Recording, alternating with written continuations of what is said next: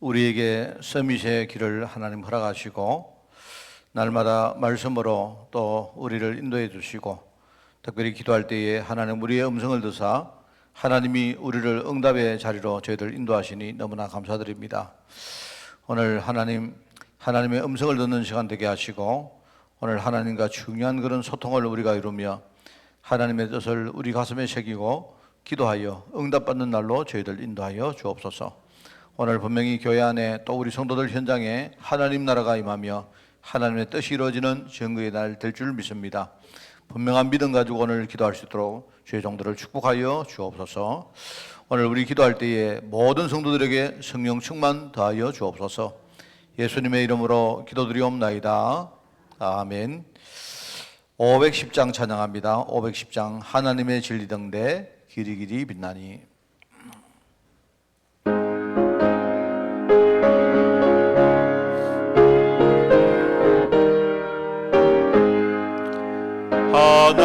하나님의 진리등대 길이 길이 빛나니 우리들도 등대되어 주의 사랑 비추세. 우리 작은 불을 켜서 험한 바다 비추세. 빠져 헤매느니 건져내어 살리세. 죄의 밤은 깊어가고 성난 물결 설렌다. 어디 불빛 없는 가고 산 눈물이 많구나. 우리 작은 불을 켜서 험한 바다 비추세. 물에 빠져 헤매느니 건져내어 살리세. 너의 등불도 두어라. 거친 바다 비춰라. 빛을 찾아 헤매느니 생명선에 건져라. 우리 작은 불을 켜서 험한 바다 비추세. 물에 빠져 헤매느니 건져내어 살리. 죄의 밤은 깊어가고 죄의 밤은 깊어가고 성난 물결 설렌다. 어디 불빛 없는 가고 산 눈물이 많구나. 우리 작은 불을 켜서 험한 바다 비추세. 물에 빠져 헤매느니 건져내어 살리. 너의 등불도 두어라. 너의 등불도 두어라. 거친 바다 비춰라. 빛을 찾아 헤매느니 생명선에 건져라.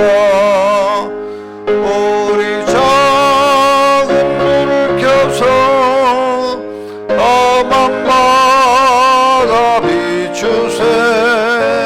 물에 빠져 헤매느니 건져내어 살리세. 아멘. 우리 하나님 말씀 봅니다. 다니엘서 말씀을 봅니다. 다니엘서 3장 보자. 우리 13절부터 보겠습니다. 13절부터 23절까지 말씀을 교독합니다. 다니엘 3장 13절에서 23절 교독합니다. 느부갓네살 왕이 노하고 분하여 사드락과 메삭과 아벳노고를 끌어오라 말하매 드디어 그 사람들을 왕의 앞으로 끌어온지라.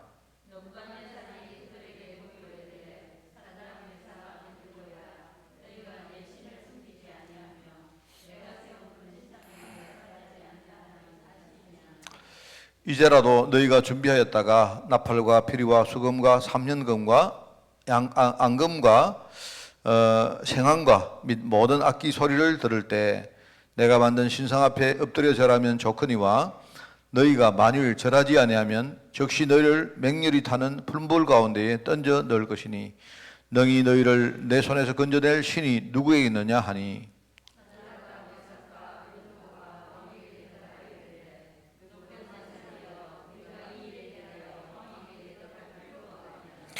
왕이여 우리가 섬기는 하나님이 계시다면 우리를 맹렬히 타는 풀물 가운데에 능히 건져내시겠고 왕의 손에서도 건져내시리이다.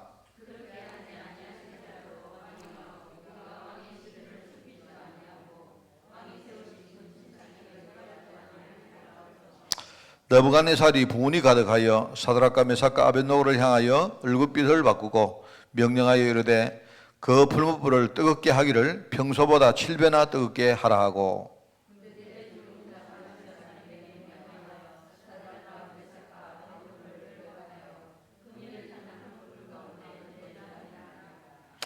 그러자 그 사람들을 겉옷과 속옷과 모자와 다른 옷을 입은 채 결박하여 맹렬히 타는 풀무불 가운데에 던졌더라.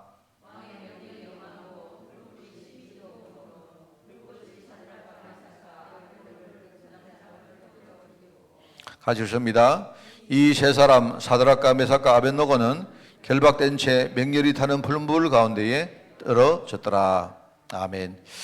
자, 오늘 우리 미리 누린 새 친구 이야기입니다. 다니엘의 새 친구죠.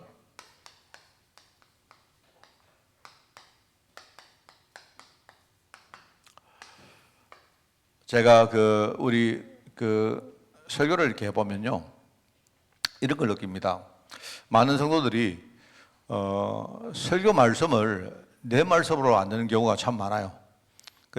지금 이제 제가 좀 걱정하는 게 뭔가 하니까 우리 학음복음 메시지가 계속 이제 같은 인물에 대해서 반복적으로 계속 나옵니다. 특별히 이제 7명의 렘넌트를 중심으로 초대교회와 함께 이렇게 나오다 보니까 이게 이제 우리가 너무 많이 듣다 보니까 이제 어느 날 이게 다니엘이 그랬구나, 요셉이 그랬구나, 모세가 그랬구나, 이러고 좀 많은 느낌이 있어요. 특히 이제 우리 렘넌트 후대를 보면 그런 걸 많이 느낍니다. 이제 계속 반복적으로 듣다 보니까 그냥 우리 이야기 책에 나오는 그냥 이야기의 주요 인물 정도 되는 거예요. 이러다 보니까 이제 어떤 설교 말씀이나 또 성경 안에 나오는 어떤 내용들이 이제 자기의 실행이 안 되는 그런 걸 우리가 많이 봅니다.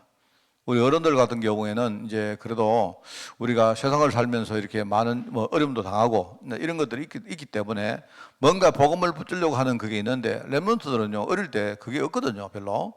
그냥 우리 또 주로 부모님 설하에 교회 나오고 신앙생활을 한 게 있다 보니까 제가 좀 걱정이 그래요. 똑같은 지금 7명의 렘넌트 이야기를 계속 듣다 보니까 그 다음에 쓰는 용어도 비슷하고 하다 보니까 그냥 한 귀로 듣고 한 귀로 흘리는 이런 것들이 이제 반복되고 있는 것 같아요. 그러다 보니까 이제 신앙생활도 내 것이 안 되어지고 강단 말씀도 그냥 이게요, 정말 내게 적용되는 이런 부분이 참 안 되어진다는 걸 제가 많이 느끼거든요. 그래서 제가 우리 말씀 편집, 말씀 설계, 말씀 디자인 이렇게 할 때 지금 너무너무 이렇게 그게 필요하고 우리가 많은 것을 가르치고 어떤 많은 훈련을 하는 것보다는 우리 아이들이 실제로 자기 인생에 필요한 한 말씀 이것만이라도 딱 붙들고 살 수 있도록 만들어야 됩니다. 굉장히 이게 중요하고 그래요. 그래서 참 그런 생각을 많이 하고 결국 제가 지난번에 말했지만 우리 교회 성령연구소에서 통계치를 내가 한번 여러분에게 한번 이야기 안 했습니까? 대학생들한테 이 통계를 물으니까 예수를 믿는 사람 숫자를 물론 교회 성장연구소니까 이제 신앙에 대해서 조사를 한 거죠. 그래서 기독교 신앙을 가진 아이들을 정말로 조사를 하니까 2%가 나오더라 하는 말입니다. 그러니까 그 안에는 불신자하고 전체 인구를 다 쳐가지고 한 이야기죠. 그래서 2%만 지금 예수 믿는 사람이더라 이 말입니다. 그러니까 만약에 이제 이런 추세면 결국 나중에 우리나라가 한 10년, 20년 지나고 지금 대학생들이 나중에 뭡니까? 어떤 한 40대가 되든지 하면 우리나라 인구가 한 5천만이 되면 그럼 2%면 얼마입니까? 그래 100만 명 밑으로 이 신앙생활하는 기독교인 숫자가 100만 명 밑으로 떨어진다 이 뜻입니다. 그러면 그게 얼마나 그게 심각하겠습니까? 근데 이 추세가 점점 지금 심해지고 있어요. 만약에 지금 현재 대학생 아이들에게 물었을 때 한 2% 된다. 그러면 그 아이들이 나중에 기성세대가 되면 그때는 우리 그러니까 한국 인구들 가운데 실제로 기독교인들이 한 100만 명 정도밖에 안 된다. 그러면 뭡니까? 지금 고등학생들, 지금 중학생, 지금 어린아이들, 애들이 나중에 기성세대가 될 때는요, 100만이 안 되는 겁니다. 그러면 내가 볼 때는 지금요, 우리 다른 이야기 할 거 없이 지금 여러분이 수도권 가보면요, 지금 아주 대형 교회들이 많이 있습니다. 대형 교회도 많이 있지만요, 보면, 전국적으로 이렇게 뭡니까? 아주 중형 교회가 많아요. 의외로 많아요. 중형 교회. 한 1000명 정도 들어갈 수 있는 교회. 이런 교회들이 전부 다 교회를 다 짓습니다. 그러니까 전국적으로 지금요, 우리 교회만 해도 우리 교회는 좀 작은 교회라고 치지만 한 500명, 1000명이 들어갈 수 있는 그런 교회들이 상당수가 돼요. 그러면 여러분 한번 생각해 보세요. 만약에 우리 한국의 기독교인 숫자가 100만 명이 안 된다 하면 그러면은 이제 내가 볼 때는 이 교회 건물들은 다 이제는요 그냥 다 필요 없는 그런 하나의 공간이 되는 겁니다. 그게요 우리 옛날에 미국 교회, 유럽 교회 이야기를 했는데 지금 미국 교회, 유럽 교회 이야기가 아니고 내가 볼 때는 한 10년 후에 다가올 우리 한국 교회 이야기입니다. 지금 서울만 해도 여러분 가보시면요 대형 교회들이 지금 매물로 나와 있는 게 상당히 있어요. 그래 있는데 이제 교회는 특징이 그렇습니다. 교회는 특징이 교회를 우리가 만약에 매물로 내놓으면 이 교회 건물을 이용할 수 있는 그런 어떤 뭡니까 업종이 아니면 이 교회를 살 수가 없어요. 사가도 아무 의미가 없습니다. 그러면 여러분 만약 우리 교회를 판다고 한번 생각해 보세요. 우리 교회 내가 볼 때 우리 교회를 팔면 우리 교회를 누가 살까? 그럼 첫째 이제 교회가 사겠죠. 교회가. 그럼 교회가 사는데 교회 숫자가 교인 숫자가 점점 없어지니까 교회가 살 리가 없죠. 그러면 어떻게 되느냐? 그러면 이제 내가 볼 때 우리 교회는 내가 볼 때는 창고하면 될 것 같아요. 창고. 내가 볼 때는 여기는 우리가 창고하면 됩니다. 예컨대 여기다가 예컨대요 슈퍼마켓 같은 거 하면 돼요. 천장이 높고 그죠? 된단 말입니다. 그런데 이제 그런 사람들이 살 수 있는 그 가능성이 별로 없지 않습니까? 그죠? 딱 요 건물이 필요한 사람들이 교회 외에는 별로 없거든요. 없다 보니까 이제 대형 교회들이 이제 매물이 많이 나오면 어떻게 되느냐? 이제 문제가 어떻게 되냐? 땅은 값이 있지만요, 건물은 가격이 제로입니다. 제로인데 제로가 아니고요, 건물이 가격이 제로가 아니고 마이너스가 된 거예요. 마이너스가. 왜? 이 건물을 철거를 하는데 비용이 어마어마하게 듭니다, 여러분. 지금 환경 문제가 점점 문제가 되기 때문에 특히 이제 우리 교회 같은 경우는 우리 교회 이 대지가 이 종교 부지가 아니거든요. 여기는 우리 일반 부지를 우리가 사서 종교 건물로 이렇게 지은 거기 때문에 여기가 지금 종교 부지가 되어 있어도 우리가 이 부지를 다른 것으로 전용을 또 하면 됩니다. 그걸 되는데 원래 여러분 그 대형 뭡니까 이렇게 대형 그 어떤 지구 같은 데 가면요 아예 종교 부지로 정해서 분양한 데가 있어요. 그런 데는요 평생 종교 부지가 바뀌지가 않습니다. 그러니까 교회 내지는요 교회나 종교단체 아니면 그 건물을 살 수가 없어요. 그러니까 여러분 한번 보세요. 우리가 유럽을 보면서 교회 건물이 자꾸 이슬람으로 넘어간다. 이 말이 여러분 이제는 한국 이야기가 되는 겁니다. 그 다음에 유럽 가면 뭐가 되느냐? 유럽 가면 건물을 사려고 하니까 우리 교회가 하는 건물을 사는데 얼마 주고 사느냐? 1,000원만 주면 누구든지 판다. 왜 그렇습니까? 왜 그런 줄 아시겠습니까? 이걸 누가 사가려고 하니까요. 이걸 허무는데 돈이 엄청 들어요. 아니면 이걸 그냥 활용을 하려고 하니까 리모델링 한다든지 이거를요, 여러 가지 관리하는 비용이 너무 많이 드는 거예요. 특별히 이제 유럽 같은 경우에는 이 뭡니까? 교회 건물이 일종의 문화재이기 때문에 함부로 자기들이 허물고 딴 거를 지을 수도 없어요. 근데 그런 일들이 지금 한국에 왔다 이 말입니다. 여러분, 우리가 유 목사님한테 미국 교회, 유럽 교회 이야기를 늘 들은 게 불과 몇 년 전 아닙니까? 근데 그거 내가 볼 때는 이제 유럽 교회 이야기 아니에요. 오히려 유럽 교회, 미국 교회 이야기 아니고 한국 교회가 지금 당장 닥치고 있는 교회 문제입니다, 여러분. 이제 이런 거기 때문에 지금 우리가 제가 우리 후대들을 보면서 내가 볼 때는 그래도 우리가 계속 복음 말하고 우리가 렘넌트 운동을 하는데도 우리 아이들이 교회를 떠나고 부모서를 떠나면 교회를 안 다닙니다. 교회를 절대로 안 다닙니다. 안 다니는 아이들이 내가 볼 때는요 98%는 교회를 안 다니게 돼 있다 이 말입니다. 그러니까 이게 이제 심각하잖아요. 그러면 제일 문제가 뭔가 하니까 제가 볼 때는 이거거든요. 말씀이 내 말씀으로 안 들리니까 이제 이게 문제인 겁니다. 아브라함 이야기 들어도 아브라함이라는 사람이 그랬구나 이거지, 그죠? 바울 이야기를 들어도 전부 이제 이게 문제인 겁니다. 그래서 우리가 조금 우리 렘넌트 운동, 특별히 이제 뭐 렘넌트를 위해서 우리 전체 신앙 운동을 할 때에 정말로 이게 말씀이 내 말씀을 붙들고 한 주간 살아갈 수 있도록 만들지 않으면요, 내가 볼 때 이제 후대를 생각하면 이제 심각합니다. 어른들 같은 경우에는 우리가 그냥 종교생활을 쭉 해온다 하더라도 그냥 교회에서 우리가 머무르고 하지만 후대들은 뭔가 그죠? 자기들이 신앙이 안 되어지면요 이제는 교회를 안 다니는 시대가 오기 때문에 내가 볼 때는 그렇어요. 그래서 우리 최근에 우리 교회 아이들도 이렇게 뭔가 졸업을 해서 대학을 가고 취업을 해서 나가고 할 때 애들이 신앙생활 안 한단 말입니다. 그래서 여러분들이 막 큰일 아니냐 이렇게 말하면 맞습니다. 맞는데 내가 볼 때는 이미 그게 다 정해져 있어요. 우리가 지금요 그냥 막 대충 렘넌트 운동할 게 아니고 이걸 여러분이 뭔가 사명감을 생각하면서 여러분이 이걸 해야 된다는 생각이 듭니다. 그래서 오늘 제가 최근에 이제 미리 누린 새 친구 막 계속 나오는데 조금 이제 걱정 아닌 걱정이 그렇습니다. 계속 똑같은 인물에 대한 이야기가 반복되다 보니까 그죠? 심지어 그리스도 이야기도 사람들 그냥 그리스도 이야기, 예수님 이야기구나 이렇게 들으면 안 돼요.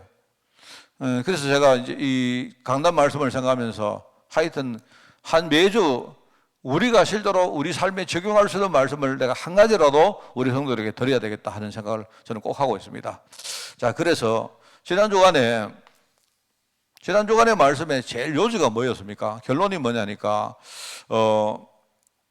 하나님 유업을 이어받은 분이 누굽니까? 계승자가 바로 그리스도 아닙니까? 그죠? 하나님의 유업. 그렇게 말하자면 하나님이 이 유업을 계승한 자로 바로 정통성을 그리스도에게 줬다 이 말이거든요. 그런데 결론이 뭐냐니까 그리스도가 하나님 유업을 이어받았구나 이렇게 생각하고 끝나면 안 된단 말입니다. 그거는 그리스도 이야기지 예수님 이야기지 내 이야기가 아니잖아요. 그런데 우리가 내릴 정통성이 뭡니까? 결론이 뭐냐니까 하나님은 이 그리스도를 전가하는 전도자에게 이 정통을 줬다는 이것부터. 그러니까 우리가 지금요 하나님 유업의 흐름 속에 있는 중요한 정통성 가진 인물로 우리가 부름받았다 이 말입니다. 여러분 이거 굉장히 축복 아닙니까? 그죠? 자, 그리고 이제 이번 돌아오는 주에는 뭘 이야기하려고 하는가? 원죄 없으신 예수님, 즉 그리스도의 자격에 대해서 이야기를 합니다. 여러분 그리스도가 되려고 하면 뭐가 필요하죠? 죄가 없어야 돼요. 죄가. 히브리서 4장에 나온 내용이거든요. 어떤 사람도 석가도 공자도 아주 훌륭한 분이지만 그리스도가 될 수가 없어요. 구원자의 자격은 뭡니까? 원죄에서 자유로워야 돼요. 석가든 공자든 전부 다 원죄 가지고 태어났기 때문에 그 사람들은 성인일지 몰라도요 구원자는 절대로 안 돼요. 우리가 만약에 석가가 그리스도면 석가를 믿어야 되죠. 그죠? 그런데 석가는 절대로 그리스도가 될 수가 없습니다. 그 이야기거든요. 그래서 돌아오는 주는 원죄 없으신 성결자, 원죄 문제를 그게 어디 나오더라? 하여튼 그 복음 편지에 나오는 거 보면요, 이 구원자의 자격에 대해서 나오는 메시지가 있어요. 짤막한 메시지가 들어있는데 거기 보면 몇 가지 구원자가 되기 위한 자격이 나옵니다. 첫째는 죄가 없어야 돼요. 둘째는 뭐냐니까 자기의 육신을 인간의 죄를 위해서 십자가에서 드려야 됩니다. 그리고 세 번째는 뭐냐니까 부활하셔야 돼요. 말하면 죽음과 모든 지옥 권세를 이겼다는 이 어떤 증거로 부활하셔야 됩니다. 제가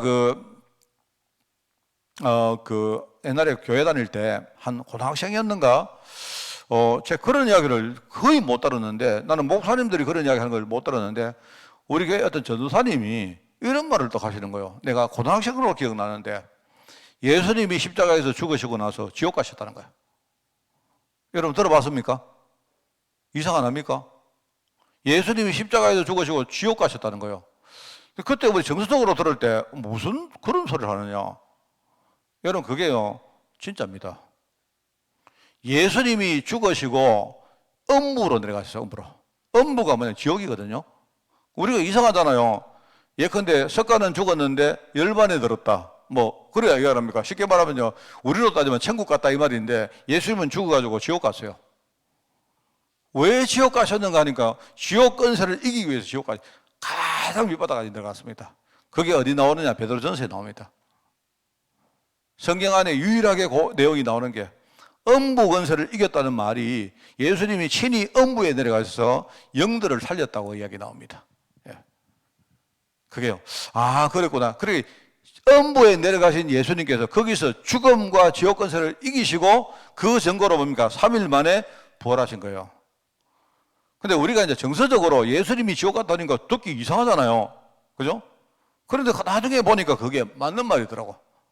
아, 그렇구나. 예수님이 하나님이신데 지옥 가는 거 이상하잖아요. 근데 이거하고 비슷하지 않습니까? 예수님이 죽었다는 거, 하나님이 죽었어요. 이상하잖아요. 하나님이 시험 든다니 이상하잖아요. 왜 전부 다 그러셨냐? 우리 때문에 그러신 거예요. 우리 때문에. 우리가 이 땅 살면서 마귀한테 시험 들 것이고, 그리고 우리도 죽음 피할 수가 없고, 그죠? 우리도 뭡니까? 나중에 죽으면 전부 다 지옥 갈 거기 때문에 바로 우리 대신해서 주님께서 죽으시고 지옥까지 가서 모든 죽음과 지옥 권세를 이기시고 3일 만에 부활하셨다 이 말입니다. 그런데 이 말을 하는 목사님들이 별로 없다니까요. 왜? 들으면 되게 이상한 말로 들리니까. 음부라 하니까 괜찮은데 지옥 하니까 이상하잖아요. 음부 권세로 내려갔습니다. 저를 믿으시면 돼요.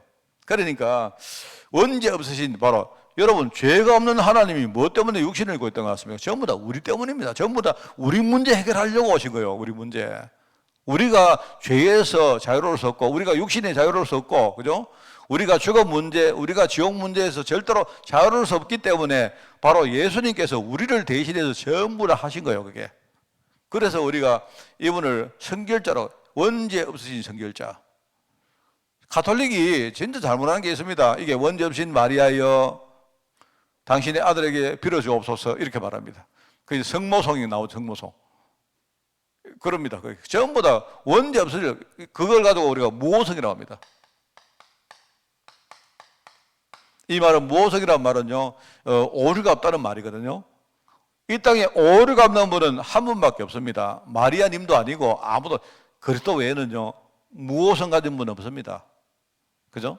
자, 그런데 이제 이번 주간에 내가 여러분에게 드리려고 하는 결론이 뭔가 하니까, 우리는 여러분 죄가 있지 않습니까? 우리가 어떻게 무호합니까? 우리가 완전하지 못하잖아요. 그런데 우리가 완전하지 못하지만 우리가 복음으로 자신을 깨끗하게 하면요, 복음으로 자신을 지키면 그게요, 이 복음 안에 있는 큰 능력이 돼 말입니다.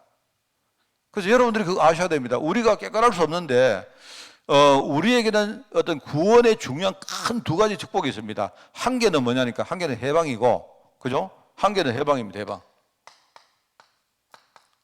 예수님의 속죄로 말미암아 우리가 과거의 모든 죄 가운데, 우리 저주 가운데서 우리 거기서 해방돼서 나왔다는 말입니다.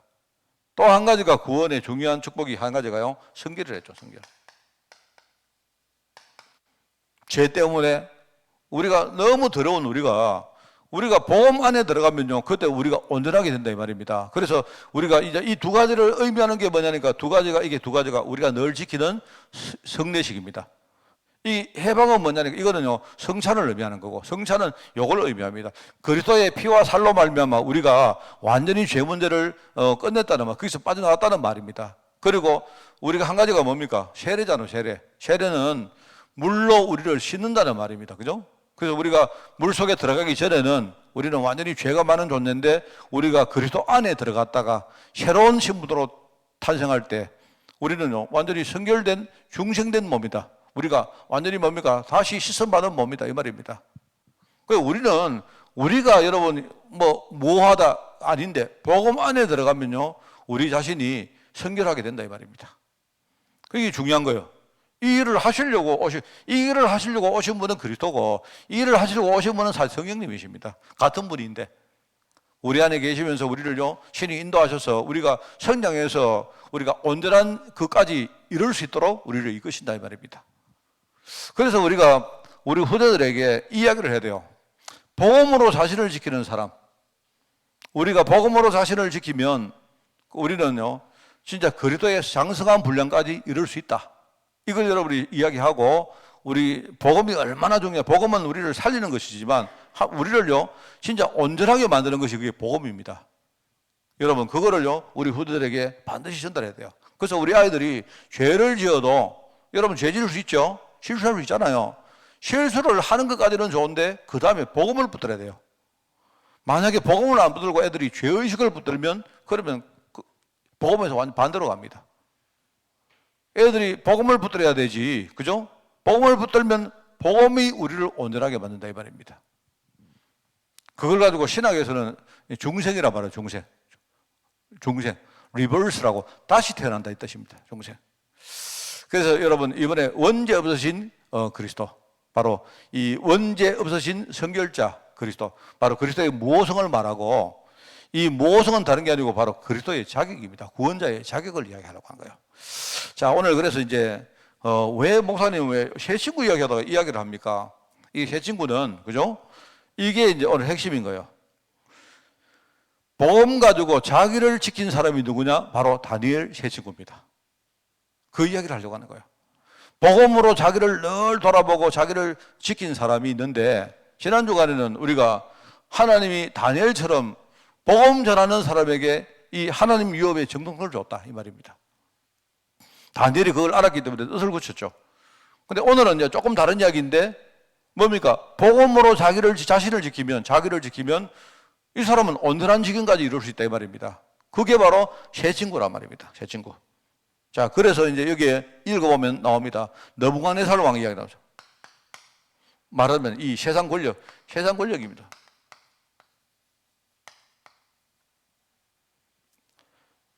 이 느부갓네살 왕이 세계를 통치하는 왕입니다. 세계를 통치하는 왕.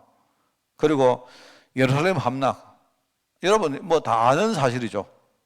세계를 통치하는 왕인데 결국은 이 바벨론이 결국 쳐들어와서 예루살렘 함락하고 이스라엘 전부 포로로 끌려갔는데 거기에 쓰임받던 제일 중요한 왕이 느부갓네살이었다 이 말입니다. 여러분 혹시나 여러분 음악 좋아하시는 분 있는 거 몰라도요. 누구죠? 아이다 지은 사람 누굽니까? 갑자기 생각하는 누굽니까? 그 유명한 사람 누구지? 나부코라는 그 오페라가 있어요. 혹시 나부코가 누군가 하면요, 나부코가 느부갓네살을 말합니다. 오히려 말입니다. 그 나부코 같은 오페라를 보면 베르디죠. 베르디가 지었는데 굉장히 세상에서 말입니다. 그 나부코를 하면서 보면요, 막 굉장히 나부코를 높여요. 나부코가 느부갓네살이거든요. 그게. 그 세상에 지금요, 그렇습니다. 세상에 지금 세계를 통치하는 왕이 있다.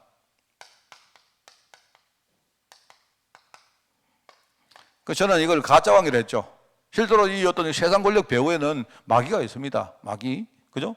그러면서 이게요, 완전히, 예루살렘을 함락했는데, 이 말은 뭔 말입니까? 하나님 자녀에 얼마나 많은 공격을 해가지고 지금 하나님 자녀 속에 있는 언약을요, 전부 빼앗아갑니다. 눈을 뜨고 공격합니다. 이래가지고 결국은 완전히 포로 만들어요, 포로. 그게 세상 권력이다. 그런데 이 세상 권력이 뭘 하는가? 이게 우상을 활용한 우상. 말하면 이 느부갓네살 왕이요, 우상을 만드는 왕이거든요. 우상을. 그죠? 그래가지고 이제 이 우상을 만드는 세계적인 왕인데, 그런데 이 사람이 참 희한하게도 다니엘을 세워요, 다니엘을 중용합니다, 중용. 물론 다니엘이 나중에 총리가 되는 것은요, 이때가 아니고 나중에 뭡니까? 이 느부갓네살 왕, 그 제국이 나중에 뭡니까? 바사 왕국에게 망한 후에 그때 총리가 되죠. 나중입니다만은. 그러나 이때도 이 느부갓네살 왕이요, 다니엘을 굉장히 중용합니다. 그러면서 이제 세 친구, 다니엘과 세 친구. 근데 여기서 중요한 뜻을 이 세 친구와 다니엘이 뜻을 알고 정했다는 말이죠. 자, 그런데 이렇게 한다 해도 하나님은 죽었습니까? 하나님이 하시는 세계복음화. 하나님은요, 항상 복음운동 하시거든요, 하나님. 그래서 여기 보니까 우상을 세운 왕 이야기 나옵니다, 왕. 다니엘 3장 1절부터 나오죠, 그죠? 3장 1절에서 쭉 이야기 나옵니다. 그게 우상을, 이 느부갓네살 왕이 어떻게 우상을 세웠는가 하는 이야기가 쭉 그 뒤에 나옵니다. 읽어보시면 되고요. 그런데 여기에 이제 우상 숭배를 거부한 이 세 친구. 쉽게 말하면 이 세 친구는 자신을 지킨 겁니다. 우상으로부터 자신을 지킨 거예요. 우상 숭배를 거부한 세 친구. 그게 다니엘서 3장 16절 이후에 나옵니다. 거기에 왕이여, 우리가 섬기는 하나님이 계시다면 당신이 아무리 나를 불법을 가운데 던져 넣어도 왕의 손에서 우리를 건지실 것입니다. 이렇게 말하면서 뭐랍니까? 그 유명한 말씀 있죠. 그렇게 아니하실지라도 그래도 우리는 절대로 우상에게 절하지 않겠습니다. 하나님이 우리를 구하시고 안 구하시고 그거는 그 다음 이야기고요. 하나님의 절대 계획은 우리가 하나님의 언약을 딱 지키고 우상한테 절대로요 말려들지 않고 우리가 정말로 언약에 이 어떤 자존심을 가지고 이 땅 살기를 원하는 거다. 그걸 알았다 이 말입니다. 죽어도 괜찮다. 하나님 우리를 죽게 하시면 죽는 거다. 하나님 우리를 살리시면 사는 거고 하나님 우리를 죽이시면 죽는 거다. 하나님이 우리를 죽인다 살린다 가지고 내가 하나님의 절대 계획을 우리가 타협하는 않는다 그 말이죠. 자신을 지킨 사람들입니다. 그랬는데 이렇게 하니까 거기 나오는 어떤 열매가 나옵니까? 이 느부갓네살 왕이 하는 말입니다. 그게 하나님이 어떻게 역사를 했는가를요 불신자 왕을 통해서 고백을 합니다. 그게 다니엘서 3장 보자 한 28절 29절 그렇게 말이 나오죠. 한번 읽어볼까요? 28절 느부갓네살이 말하여 이르되 사드락과 메삭과 아벳노고의 하나님을 찬송할지로다. 그가 그의 천사를 보내서 자기를 의뢰하고 그들의 몸을 바쳐 왕의 명령을 거역하고 그 하나님 밖에서는 다른 신을 섬기지 아니하며 그에게 절하지 아니한 종들을 구원하셨도다. 이렇게 말해요. 여기에 여러분 오시면 여러분이 하나님이란 말을 우리가 쓸 때에 여기서 말하는 하나님은 뭐냐니까 신을 말하는 거, 신입니다, 신. 말하자면 여기 우리가 부르잖아요. 아브라함의 하나님, 이삭의 하나님, 야곱의 하나님. 이 말은요, 우리가 거기다가 이제 이 성경을 번역하는 사람이, 그죠? 거기다가, 하나님이라고 번역했는데, 내가 볼 때 그게 하나님을 잘못 번역한 겁니다. 무슨 말인가 하면, 사드락과 메삭과 아벳노고가 섬기는 신을 찬양할지로다. 이렇게 말해야 돼요. 우리가 모든 신을 영어로 말하면 God 아닙니까? God. 그 God인데, 우리가 섬기는 신을 우리가 하나님으로 명명하다 보니까 이 성경을 번역하는 사람이 그 자리에다가 하나님이란 말을 넣는데 이때 말은요, 이거는 하나님이 아니고 이때는 신을 말하는 거예요. 이 땅에 모든 수많은 신이 있는데 사드락과 메삭과 아벳노고가 섬기는 이 신을 찬양해라 이 말입니다. 이 신만이 천사를 보내가지고 자기를 의뢰하고 그들의 몸을 바쳐 왕의 명령을 거역하고 하나님 그 신 밖에는 다른 신이 섬기지 아니하며 그들이 절하지 않은 종들을 구원했다 이렇게 말하는 거예요. 사실은요. 그래서 내가 볼 때 이제 이게 성경 조금 이렇게 이런 번역들은 조금 바꿔야 되지 않느냐 이야기입니다. 우리 여러분 그 일본 가면요, 일본 가면서 일본 사람들은요 신을 뭐라 하는가 하면 가미사마라 가미사마. 가미가 한자로 하면 신이고 사마는요 우리가 이렇게 높임말 할 때 뭐 이렇게 님 하는 겁니다. 님. 그 가미사마는 정확하게 말하면 신님이요, 신님. 그 사람들이 워낙 신을 많이 섬기다 보니까요. 그 사람들은 섬기는 모든 신이 가미사마요. 이제 그런데 이제 우리 그 일본의 선교사님들이 우리 그 메시지 번역할 때 보니까 우리는 이렇게 우리가 섬기는 신을 하나님이라는 명칭이잖아요. 근데 여러분 미국에는 가면 영어에도 하나님이라는 명칭이 없거든요. God 아닙니까? 다 가시거든요, God. 모든 신이 다 가시거든요, 갓. 근데 미국이라는 나라는 그래도 기독교 신앙 위에서 세워졌기 때문에 그들이 가시라 하면 하나님이라고 우리가 아는데, 일본 말에 그런 거 없단 말입니다. 일본 말에는 전부 다 모든 신이 다 가미사마입니다. 가미사마. 그러니까 신님 하는 거예요. 막 하는 예컨대요. 내가 만약에 손님이면 그 사람들 객사마 안 합니까? 다 뭐 옛날에 배용준 보고 연사마를 하죠. 연사마. 다 높인 사람은 전부 사마예요, 사마. 그러니까 이제 이 사람도 그런 말입니다. 그게 모든 신. 이 느부갓네살을 그 이야기합니다. 그러면서 그러므로 내가 이 조서를 내려니, 이렇게 말하면 뭐랍니까? 각 백성과 각 나라와 각 언어로 말하는 자 모두 다 사드락과 메삭과 아벳노고가 믿는 그 신께 경솔히 말하면 그 몸을 쪼개고 그 집을 걸음토로 삼고 이는 이같이 사람을 구원할 다른 신이 없음이니라 하더라. 이렇게 말합니다. 그 유일한 신이 바로 이 신이다. 이렇게 말하는 거예요.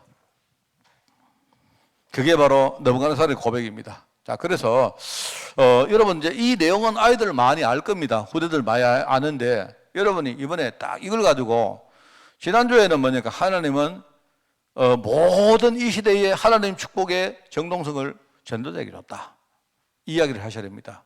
이래가지고 내가 전도자로 부름받았구나, 이 시대에 정말로 내가 이 축복 가운데 섰구나, 그거를 정말로 알고 신앙 고백해야 되고요. 이번에는 우리가 아무리 들었고 아무리 부족해도 내가 복음 붙들면 이 복음은 나를 온전하게 만드는 것이구나.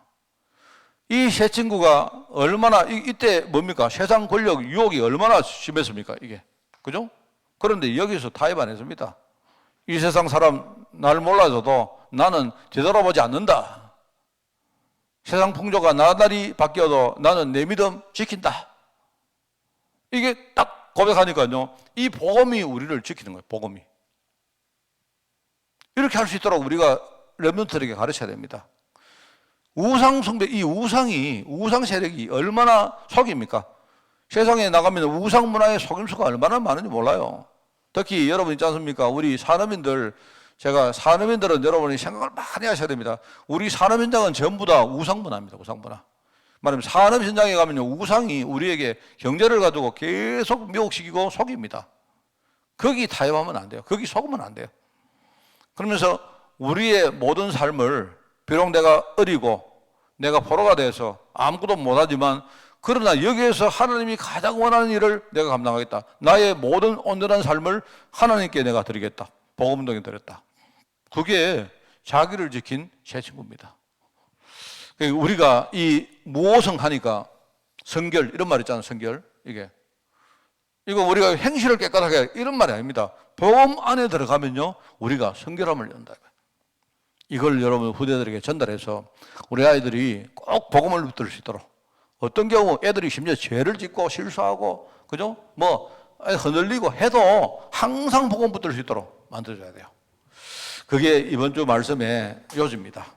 여러분 미리 기도하시고 승리하시기를 바랍니다. 기도하겠습니다. 하나님, 우상과 타협하지 않고 세상 권력에 속지 않았던 우리 다니엘과 세 친구를 생각하며 우리 아이들이 그리스도의 성결을 본받아 정말 오로지 하나님의 대열에 설 수 있도록 저희를 축복하여 주옵소서.